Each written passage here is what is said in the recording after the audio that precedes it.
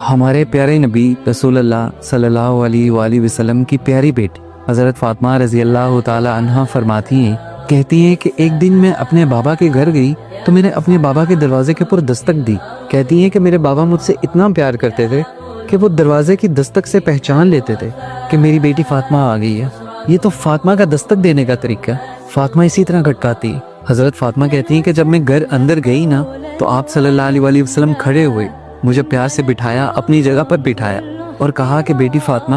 تم مجھ سے اس دنیا کی ساری دولت لینا چاہتی ہو نا تو لے لو، مجھ سے اس دنیا میں تم جو خواہش کرو گی میں تمہاری وہ خواہش پوری کروں گا، لیکن آخرت کے دن میں تمہاری مدد نہیں کر سکتا، آخرت کے دن اللہ کے سامنے میں تمہارا مقدمہ نہیں لڑ سکتا۔ میری پیاری بیٹی فاطمہ،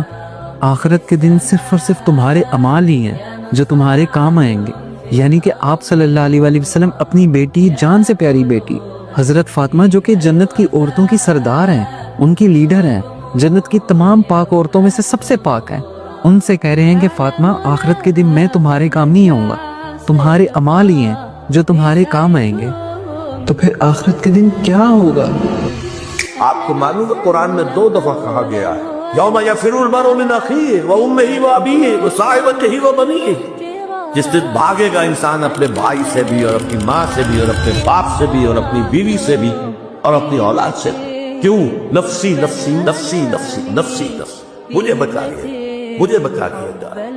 میری اولاد کو جھونک دو، میرے ماں باپ کو جھونک دو، میری بیوی کو جھونک دو، بیوی کہے کہ میرے شوہر کو جھونک دو، مجھے یہی نفسی نفسی دنیا میں رہے آپ کی، مجھے اپنے آپ کو بچانا ہے سب سے پہلے۔ یا ایھا الذین آمنوا قوا انفسکم واہلیکم نارا، اے ایمان والو، بچاؤ اپنے آپ کو اور اپنے اہل و عیال کو۔